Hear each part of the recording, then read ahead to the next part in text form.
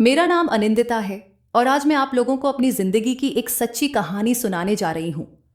यह मेरी कामयाबी की कहानी है, जो मेरी सच्चाई और संघर्ष की वजह से सबके सामने आई। मेरे परिवार में मेरी माँ और मेरे बड़े भैया रहते थे। मेरी बड़ी दीदी की शादी कई साल पहले हो चुकी थी। भैया की शादी को 1 साल हो चुका था और 6 महीने पहले ही मेरे पिता का देहांत हो गया था। हमारे घरेलू हालात बहुत अच्छे नहीं थे, लेकिन पिताजी की मेहनत के कारण घर का खर्चा ठीक से चलता था। भैया भी नौकरी करते थे, लेकिन भैया की शादी के बाद घर का खर्चा बढ़ गया था। पिताजी के जाने के बाद घर की जिम्मेदारियां पूरी तरह से भैया के कंधों पर आ गईं और उनके स्वभाव में बदलाव दिखने लगा। माँ की तबीयत भी ठीक नहीं रहती थी। उन्हें डायबिटीज थी और उनकी दवाइयां चलती रहती थीं। एक दिन भैया माँ से बोले, माँ, अब मैं घर का खर्चा नहीं उठा सकता। महंगाई बढ़ गई है और मेरी पत्नी भी प्रेग्नेंट है। डिलीवरी का खर्चा भी बहुत आता है। आपको पता है कि शादी के बाद खर्चे और बढ़ जाते हैं। मैं आप दोनों माँ बेटी के लिए जितना कर सकता था कर चुका हूं। अब मुझे माफ कर दीजिए। मैं आप लोगों का खर्चा नहीं उठा सकता। भैया की बात सुनकर मैं हक्की बक्की रह गई और माँ की आंखों में आंसू आ गए। माँ ने रोते हुए उनसे कहा, बेटा, इस दुनिया में हमारे पास तुम्हारे अलावा कोई नहीं है। अगर तुम भी हमसे दूरी बना लोगे तो हम क्या करेंगे? भैया ने जवाब दिया, माँ, मुझे नहीं पता आप लोग क्या करेंगी, लेकिन अब मैं अपनी पत्नी और आने वाले बच्चे के लिए सोच रहा हूं। मैं मजबूर हूं। माँ ने उन्हें समझाने की कोशिश की, बेटा वरुण, अगर तुम्हें मेरा ख्याल नहीं है तो कम से कम अपनी बहन का ख्याल रख लो। वह बड़ी हो गई है, उसकी भी शादी करनी है। मेरा क्या है, मैं तो जैसे तैसे जी लूंगी। इतने में भाभी भी अपने कमरे से बाहर आ गई और भैया से कहने लगी, वरुण, मैंने तुम्हें पहले ही कहा था कि हमें इस घर से अलग हो जाना चाहिए। यहां तुम्हारी मां हमें चैन से जीने नहीं देंगी। उनके खर्चे कभी खत्म ही नहीं होते। भैया ने भाभी की बात सुनकर कहा, ठीक कह रही हो तुम। चलो सारा सामान पैक करो, हम यहां से चले चलते हैं। मां यह सुनकर घबरा गईं और बोली, नहीं बेटा, घर का खर्च नहीं देना चाहते तो मत दो, लेकिन घर छोड़कर मत जाओ।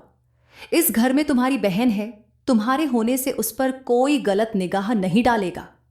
भैया ने कहा, मां, आपके पास अभी भी समय है, सोच लो। हमें यहां देखना चाहती हो या नहीं, ये तय कर लो। ये कहकर वे कमरे से बाहर चले गए और भाभी भी वापस अपने कमरे में चली गईं। मां रोते हुए मुझसे लिपट गईं और मैं गुस्से में बोल पड़ी, मां, आप इन दोनों को घर से निकाल क्यों नहीं देती? जब पिताजी जीवित थे तो यही लोग आराम से खाते थे, और अब जब जिम्मेदारी आई है तो घर छोड़ने की बात कर रहे हैं। इस संवाद सच ये है, यह घर पिताजी का है और हमारा है। अगर ये दोनों चले जाएं तो हम किराएदार रख सकते हैं। मां ने मेरा मुंह बंद कर दिया और कहा, अनिंदिता, ऐसी बातें मत कहो। मुझे कसम है तुम्हें, खामोश हो जाओ। मुझे मां की बात का मान रखना था, इसलिए चुप रह गई। मुझे पता था कि भाभी हमें पसंद नहीं करती और अगर उनके बस में होता तो वे हमें घर से बाहर निकाल देती। जब पिताजी जीवित थे तो उनके डर से भाभी चुप रहती थीं। भैया हमेशा भाभी का ही पक्ष लेते थे। इसी कारण पिताजी को हमारी बहुत चिंता रहती थी। वे अक्सर कहते थे, अगर मेरे बाद कुछ हुआ तो न जाने तुम दोनों का क्या होगा। यही सोचते हुए मैंने तय कर लिया कि मैं इस चुनौती का सामना करूंगी और अपनी राह खुद बनाऊंगी। मेरे पिता बहुत गुस्से वाले लेकिन बेहद ईमानदार इंसान थे। उन्हें मालूम था कि उनकी बेटी यानी मैं अक्सर अपनी भाभी के कारण परेशान रहती हूं, और शायद उन्हें यह भी अंदेशा था कि उनके जाने के बाद हमारे भैया हमारी जिम्मेदारी ठीक से नहीं उठाएंगे। पिताजी के देहांत को अभी केवल 6 महीने ही हुए थे और भैया ने धीरे धीरे मां के इलाज के लिए पैसे देना बंद कर दिया। मेरी मां को डायबिटीज थी, इसलिए उन्हें रोज एक गोली की जरूरत होती थी। पर जब भैया ने दवाई के पैसे देने बंद कर दिए तो मां ने मजबूरी में दवा लेनी भी छोड़ दी और इस कारण उनकी तबीयत दिन ब दिन बिगड़ने लगी। मां की हालत देखकर मेरा दिल खून के आंसू रोता था, लेकिन मैं भी बेबस थी। भैया ने जब हमें छोड़ दिया तब समझ नहीं आ रहा था कि घर का खर्च कैसे चलेगा। पिताजी जो कमाते थे उससे घर की ज़रूरतें पूरी हो जाती थीं। पिताजी ने भैया को अच्छी पढ़ाई कराई थी, इसलिए उनकी एक अच्छी नौकरी भी लग गई थी। लेकिन हम दोनों बहनों को ज़्यादा पढ़ाई का मौका नहीं मिला था। भाभी हमेशा चाहती थीं कि वे हमसे अलग हो जाएं। माँ विधवा थीं और मैं अनाथ, और हमें समझने वाला कोई नहीं था। भैया हमारे लिए इकलौता सहारा थे, लेकिन उन्होंने भी हमसे हाथ खींच लिया था। माँ हमेशा मुझसे यही पूछती थीं कि हमारा गुजारा कैसे होगा, हमें खाना कौन देगा। इन सवालों का मेरे पास कोई जवाब नहीं था, इसलिए मैं चुप रहती थी। एक दिन शाम तक हम माँ बेटी अपनी परेशानियों में खोए हुए बैठे थे कि भाभी अपने कमरे से बाहर निकली और ताने मारते हुए बोली, आज किसी को किचन में काम करने का ख्याल है या इस घर में कोई मातम चल रहा है? तुम दोनों को पता है कि मैं प्रेग्नेंट हूं और कोई काम नहीं कर सकती। तुम लोग बस मुफ्त की रोटियां हो तोड़ रही हो। मेरा 5वां महीना चल रहा है और इन दिनों मुझे बहुत भूख लगती है। जाओ जल्दी से किचन में जाकर मेरे लिए कुछ बना लाओ। माँ जल्दी से उठकर चलने लगी, लेकिन मैंने उनका हाथ पकड़कर रोकते हुए भाभी से कहा, भाभी हमारे पास खाने के लिए राशन भी नहीं है और पैसे भी नहीं हैं। आप अपने और भैया के लिए खुद खाना बना सकती हैं। हमारे पास अब कोई नहीं है और अब भैया ने भी हमसे दूरी बना ली है। हम पहले से ही परेशान हैं, आप हमें और मत तंग कीजिए। यह सुनते ही भाभी गुस्से में चिल्लाने लगी, अनिंदिता, तुम मुझसे किस लहजे में बात कर रही हो? मैं तुम्हारी भाभी हूं और तुमसे बड़ी हूं। तुम्हारी जुबान बहुत चलने लगी है। मुझे तो लगता है कि ससुराल में तुम रह नहीं पाओगी और तलाक लेकर फिर वापस यहीं आ बैठोगी। इस पर मैंने जवाब दिया, भाभी पता नहीं कौन बदतमीज है, मैं या आप। आपने हमसे माँ का सहारा और उनका बेटा छीन लिया है। आपको यह डर नहीं है कि भगवान आपकी गोद से भी औलाद छीन सकता है। इतने में भैया अचानक कमरे में आ गए और मेरी बात सुनकर उन्होंने मुझे थप्पड़ मार दिया। मुझे नहीं पता था कि भैया हमारी बातें सुन रहे हैं। उन्होंने आवेश में आकर मुझे थप्पड़ मारा। मैं थरथर कांप रही थी, क्योंकि मुझ पर आज तक किसी ने हाथ नहीं उठाया था। पिताजी और माँ ने मुझे बड़े लाड़ प्यार से पाला था, क्योंकि मैं सबसे छोटी थी। पर आज भैया का थप्पड़ मेरे दिल को बहुत चोट पहुंचा गया। मैं दौड़ती हुई माँ के कमरे से अपने कमरे में चली गई। माँ भी मेरे पीछे पीछे आईं। वे गुस्से में दिख रही थीं। माँ ने मुझसे कहा, अनिंदिता, तुम्हें शर्म आनी चाहिए। क्या मैंने तुम्हें यही सिखाया है? तुम्हें बड़ों से बात करने की तमीज नहीं है। तुम्हारा गुस्सा भाभी पर था, उस मासूम बच्चे पर नहीं जो अभी इस दुनिया में आया भी नहीं है, और तुम उसे कोस रही हो। तुम्हें ऐसी बातें नहीं कहनी चाहिए थीं। माँ की डांट सुनकर मैं उनके गले लग गई और रोने लगी। मैंने माँ से कहा, माँ, मुझे नहीं पता कि मेरे मुंह से वो शब्द कैसे निकल गए। मेरा ऐसा कोई मतलब नहीं था। मैं उस छोटे बच्चे को कोसना नहीं चाहती थी, बस भाभी को डराना चाहती थी ताकि वो हमारे साथ ऐसा सुलूक न करे। आपको पता है कि उन्होंने ही भैया को हमारे खिलाफ भड़का रखा है। मैंने बस यही चाहा कि जिस तरह उन्होंने भैया को हमसे दूर कर दिया, वैसे ही उनकी औलाद भी एक दिन उनसे दूर हो जाए, ताकि उन्हें हमारी तकलीफ का एहसास हो। माँ मेरा हाथ पकड़कर मुझे गले लगाकर रोने लगी। इतने में भैया फिर से कमरे में आए और बोले, माँ, अगर आपका रोना धोना खत्म हो गया हो तो प्लीज किचन में जाकर मेरी पत्नी के लिए खाना बना दो, उसे भूख लगी है। माँ ने जल्दी से आंसू पोंछे और कहा, ठीक है वरुण, मैं किचन में जाकर बहू के लिए खाना बना देती हूँ। माँ किचन की तरफ चली गई और मैं कमरे में बैठकर सोचने लगी कि शायद उनका दिल पिघल गया है और अब सबके लिए खाना बनेगा। धीरे धीरे रात के 8 बज गए और मैं माँ के लौटने का इंतजार करती रही, लेकिन जब वो कमरे में आईं तो उनके दोनों हाथ खाली थे।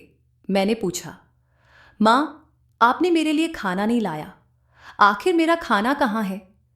माँ ने उदास होकर कहा, अनिंदिता, सारा दिन मेहनत करने के बाद भी मैं खाली हाथ ही हूं। किचन में काम तो किया पर मुझे भी खाना नहीं मिला, तो तुम्हें कहाँ से मिलेगा? अगर मैंने किसी और के घर में नौकरानी बनकर काम किया होता तो वहां मुझे कुछ खाने को मिल जाता, पर यहां मेरी अपनी औलाद ने मुझसे खाने का एक निवाला भी नहीं पूछा। साफ मना कर दिया कि यह खाना सिर्फ उनके लिए है और मुझे कहा कि अपना इंतजाम कहीं और से कर लूं। मैं मां के पास बैठ गई और उनसे कहा, मां, आपको भूख लगी है? मां ने सिर हिलाकर हां कहा और उनकी आंखों में आंसू आ गए। उनका दर्द देखकर मेरा दिल टूट गया। मुझे पता था कि मां डायबिटीज की मरीज हैं और भूख बर्दाश्त नहीं कर पाएंगी। मैंने मां को दिलासा देते हुए कहा, मां, आप फिक्र मत करो, मैं कुछ इंतजाम करती हूं। जैसे ही मैंने बाहर जाने की कोशिश की, मां ने मेरा हाथ पकड़कर रोक लिया। मैंने पूछा, मां, मुझे क्यों रोक रही हो? मां ने दोनों हाथ जोड़ते हुए कहा, तुम बाहर जा रही हो, पर मुझे किसी नई मुसीबत में मत डालना। मैं नहीं चाहती कि तुम्हारे भैया गुस्से में इस घर को छोड़कर चले जाएं। जब तक घर में मर्द होता है, तब तक कोई बाहर का आदमी हमें तंग नहीं कर सकता। अगर घर में मर्द न हो तो लोग बातें बनाने लगते हैं। इसलिए अनिंदिता, कोई ऐसा काम मत करना जिससे तुम्हारे भैया नाराज होकर हमें छोड़ दे। मैंने मां को भरोसा दिलाते हुए कहा, मां, आप चिंता मत करो, मैं ऐसा कुछ नहीं करूंगी जिससे आपको परेशानी हो। आपको अपनी बेटी पर भरोसा है ना? मां ने सिर हिलाया। मैंने कहा, तो फिर मुझ पर भरोसा रखिए, मैं ऐसा कुछ नहीं करूंगी जिससे आपका दिल दुखे। यह कहकर मैं कमरे से बाहर निकल गई। घर का आंगन खाली था और भैया भाभी अपने कमरे में थे। मैं चुपके से घर से बाहर निकलकर पड़ोस में रहने वाली सुष्मिता आंटी के घर गई। आंटी बहुत अच्छी थीं और मेरी मां से उनकी अच्छी दोस्ती थी। मुझे यकीन था कि वह मेरी मदद जरूर करेंगी। सुष्मिता आंटी का दरवाजा खटखटाया। दरवाजा खुला और उन्होंने मुझे देखकर हैरानी से पूछा, अनिंदिता, इतनी रात को यहां? सब ठीक तो है ना? मैंने कहा, आंटी, मां को बहुत भूख लगी है और घर में कुछ भी खाने को नहीं है। आपके पास कुछ खाना हो तो क्या आप मुझे दे सकती हैं? यह सब सुनकर आंटी की आंखों में भी आंसू आ गए। उन्होंने पूछा, तुम्हारे घर में खाने के लिए क्यों कुछ नहीं है? मैंने कहा, भैया ने मेरा और मां का खर्च उठाने से मना कर दिया है। आज सारा दिन किचन में काम करने के बाद भी हमारे पास खाने को कुछ नहीं है। आंटी ने तुरंत अपने घर में जितना भी खाना बचा था मुझे दे दिया। मैंने उनका शुक्रिया अदा किया और घर वापस आ गई। मां को खाना दिया तो वो बहुत खुश हुई और बोली, ये खाना कहाँ से लाई हो? मैंने बताया कि यह खाना सुष्मिता आंटी के घर से लाया हूं। मां ने कहा, अनिंदिता, तुम्हें किसी के घर जाकर खाना मांगने की क्या जरूरत थी? मुझे ये बात अच्छी नहीं लगी। मैंने तुम्हें कभी किसी के आगे हाथ फैलाना नहीं सिखाया। मैंने जवाब दिया, मां, जब अपने ही हमें छोड़ दें तो दूसरों से मदद मांगना हमारी मजबूरी बन जाता है। मां ने गहरी सांस लेते हुए कहा, अनिंदिता, मुझे तुम्हारी बातें अब डराने लगी हैं। आजकल तुम बहुत बोलने लगी हो। मुझे डर है कि तुम्हारे भैया के जुल्म के बाद अब तुम भी उनके जैसी न बन जाओ। अगले दिन सुष्मिता आंटी हमारे घर आईं।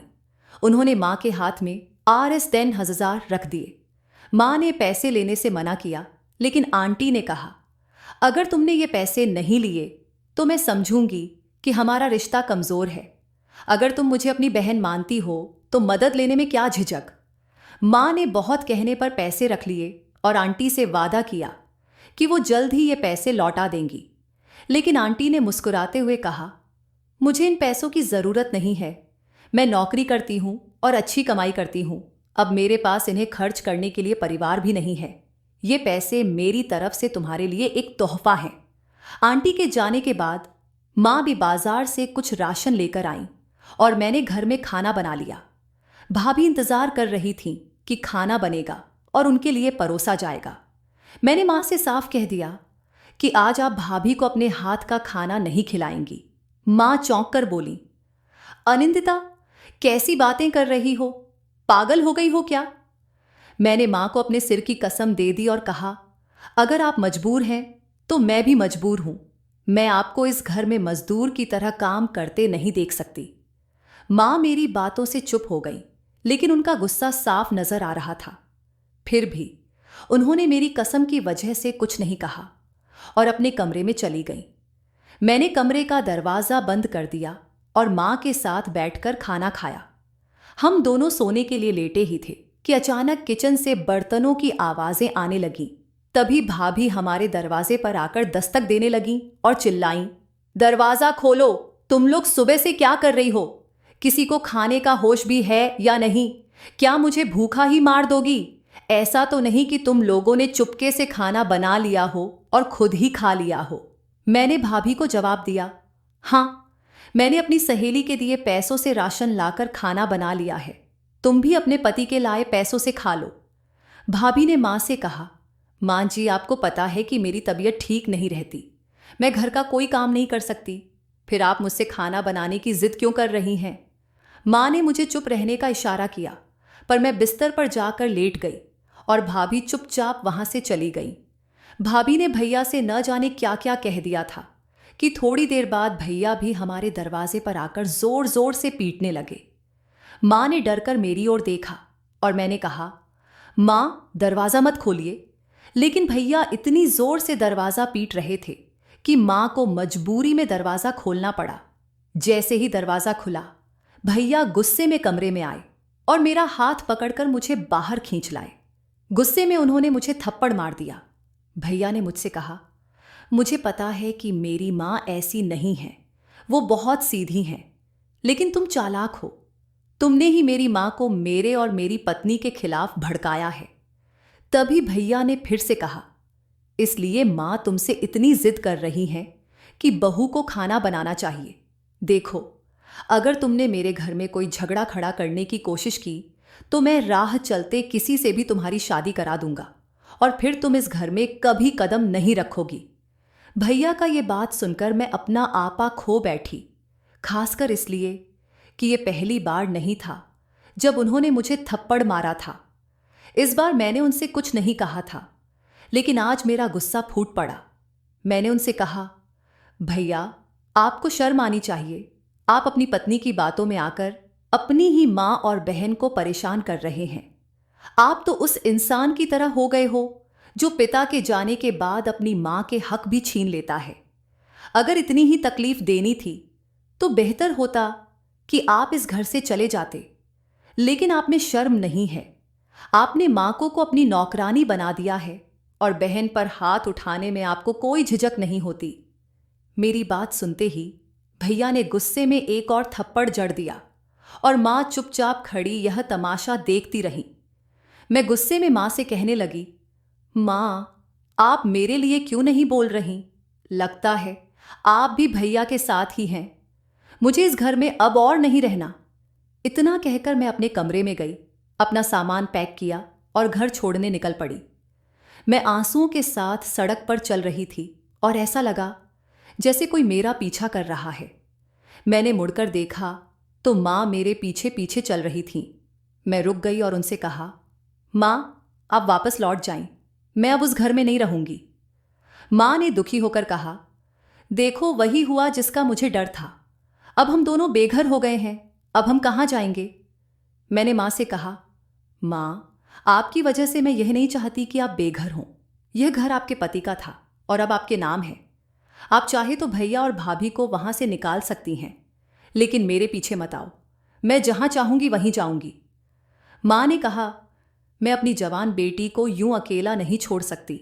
बताओ, तुम कहां जाना चाहती हो? मैंने कोई जवाब नहीं दिया और चुप खड़ी रही।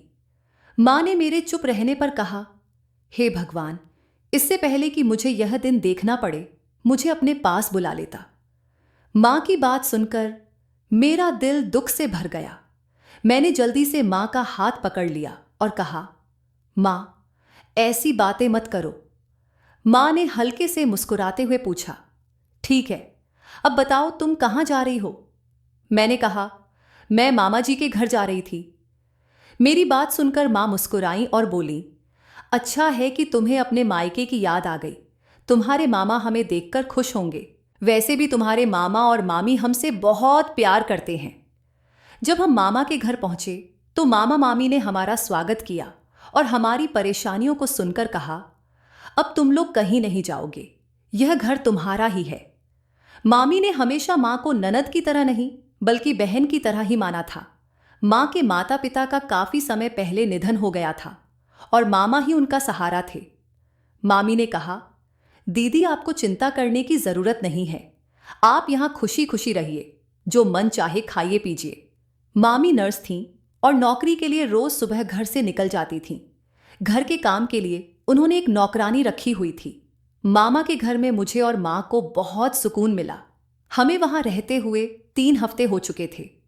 एक दिन अचानक मामी की तबीयत खराब हो गई। उनकी हालत देखकर मैं भी बहुत परेशान हो गई।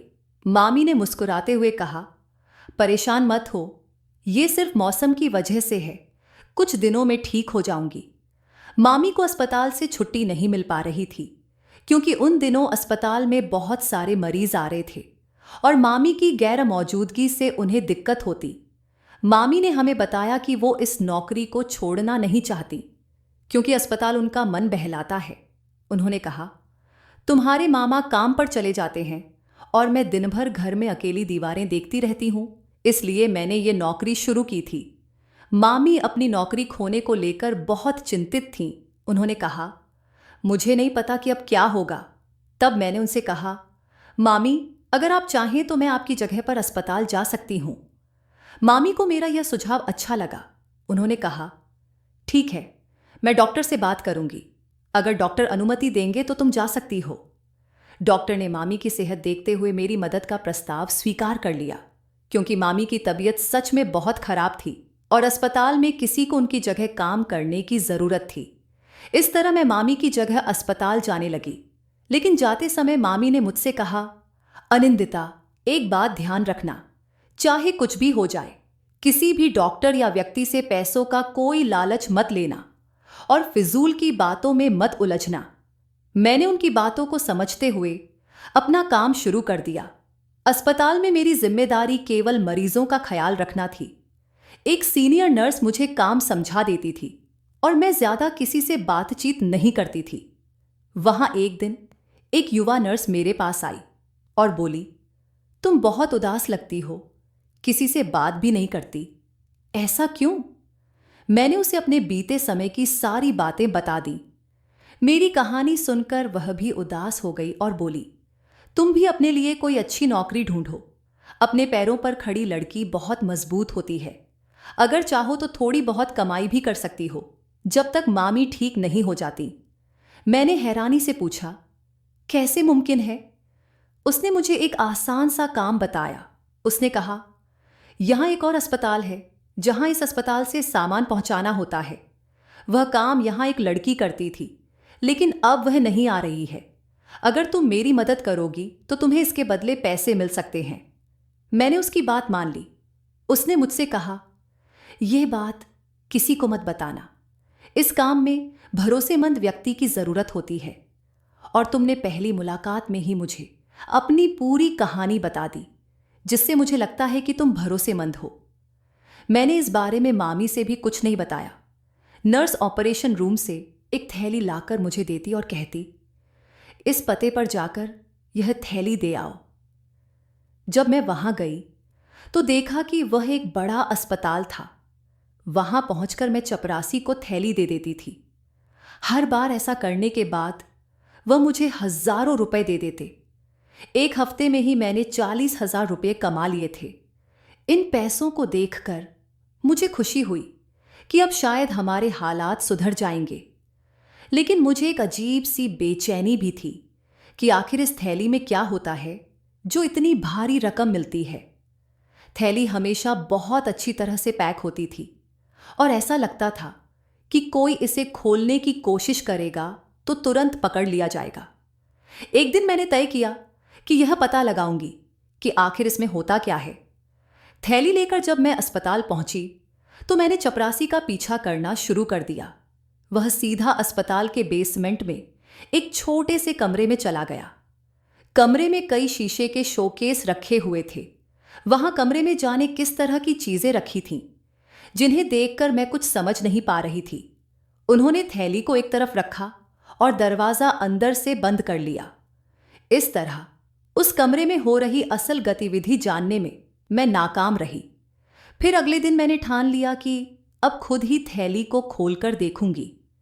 जैसे ही उसने मुझे थैली दी, मैं वहां से चली गई और रास्ते में ही थैली खोलकर देख लिया। थैली के अंदर का मंजर देखकर मेरी आंखें फटी रह गईं। उसमें इंसानों की किडनियां थीं, बहुत अच्छे से पैक की गईं। अब मुझे पूरा खेल समझ आ गया था। अस्पताल में कुछ डॉक्टर और नर्स मिलकर मरीजों की किडनी निकाल लेते थे और मेरी मदद से इन्हें दूसरे अस्पताल में पहुंचाया करते थे, जहां इन किडनियों को महंगे दामों में बेचा जाता था। अस्पताल एक सरकारी अस्पताल था, जहां ज्यादातर गरीब लोग इलाज कराने आते थे। कई डॉक्टर ईमानदार थे, लेकिन कुछ लोग इस गुप्त तरीके से लोगों की किडनियां निकाल कर बेच रहे थे। मैंने तय किया कि यह सच सबके सामने लाना होगा, क्योंकि गरीबों के साथ बहुत बड़ा धोखा हो रहा था। इस गैरकानूनी काम में मैं अब उनका साथ नहीं दूंगी। मैं हिम्मत करके अस्पताल के सीनियर डॉक्टर के पास गई और उन्हें पूरी बात बताई। उन्हें यह सब सुनकर बहुत हैरानी हुई। पहले तो उन्होंने मेरी बात मानने से इनकार कर दिया, लेकिन जब मैंने सबूत दिखाए तो वे समझ गए। उन्होंने मेरा धन्यवाद किया और कहा, हम अभी पुलिस को बुलाकर इस मामले को संभालते हैं। पुलिस आई और उन सभी लोगों को गिरफ्तार कर लिया गया जो मरीजों की किडनियां निकालने के इस खेल में शामिल थे। उन मरीजों की दोबारा जांच कराई गई, जिससे यह स्पष्ट हो गया कि उनकी किडनियां निकाल ली गई थीं। इसके बाद इस पूरे नेटवर्क में जुड़े सभी लोगों को, चाहे वे अस्पताल के हों या बाहर के, गिरफ्तार कर लिया गया। इस साहसी कदम के लिए मुझे सरकार की ओर से 1 लाख रुपये का इनाम मिला। साथ ही मुझे मुफ्त नर्सिंग प्रशिक्षण की भी पेशकश की गई। मैंने अपनी मां और मामी को यह बात बताई तो वे बहुत खुश हुए। मां ने कहा, अब हम वापस अपने घर चल सकते हैं, क्योंकि अब हमारे पास पर्याप्त पैसे हैं। कुछ समय बाद मामी की तबीयत भी ठीक हो गई और वे फिर से काम पर जाने लगी। हम मां बेटी वापस अपने घर लौट आए और मैंने भी नर्सिंग क्लासेस में जाना शुरू कर दिया। घर लौटने पर भैया भाभी हमें देखकर हैरान रह गए, क्योंकि अब घर पर केवल वे दोनों ही रह रहे थे। हमारी अचानक वापसी से उनकी हालत देखने लायक थी। भाभी का आखिरी महीना चल रहा था और हमारे आने के बाद उन्होंने हमसे झगड़ना शुरू कर दिया, लेकिन हम उनकी बातों पर ज्यादा ध्यान नहीं देते थे। मां साफ कह देती थीं, अगर तुम दोनों को यह घर पसंद नहीं है तो तुम लोग अपना सामान लेकर कहीं और जा सकते हो। भैया मां की बात सुनकर परेशान हो गए, क्योंकि इस महंगाई के समय किराया देना आसान नहीं था। इसीलिए वे अब हमारे सामने मासूम बनने का दिखावा करने लगे और माफी मांगने लगे। मुझे समझ आ गया कि उन्होंने पहले क्यों नाटक किया था। वे चाहते थे कि हमारा खर्च उनके जिम्मे न आए। कुछ महीनों में मैं अपनी कमाई भी करने लगी और भैया भाभी मुझसे भी माफी मांगने लगे। मैंने उन्हें माफ कर दिया, क्योंकि अब मेरे मन में उनसे नाराज रहने का कोई कारण नहीं बचा था। मेरी मां ने भी उन्हें माफ कर दिया और अब हमने घर के कामकाज के लिए एक नौकरानी रख ली थी। भाभी अब हमसे नजरें मिलाने से कतराती थीं, लेकिन हमारा घर और जिंदगी अब ठीक चल रही थी। नौकरी ने मुझे आत्मनिर्भर बना दिया था और अब मुझे किसी की मदद की जरूरत नहीं थी। इस तरह से ईमानदारी से जीकर मैंने अपने जीवन को सफल बनाया। अब मैं अपनी जरूरत के अनुसार सुखी जीवन जी रही हूं। भाभी ने भी एक बेटे को जन्म दिया और हम सब उस बच्चे से बहुत प्यार करते हैं। दोस्तों, उम्मीद करती हूं कि आपको मेरी कहानी पसंद आई होगी। अगर कहानी अच्छी लगी हो तो वीडियो को लाइक करें और चैनल को सब्सक्राइब करना न भूलें। साथ ही नोटिफिकेशन बेल जरूर दबाएं, ताकि हमारी अगली कहानी सबसे पहले आप तक पहुंचे।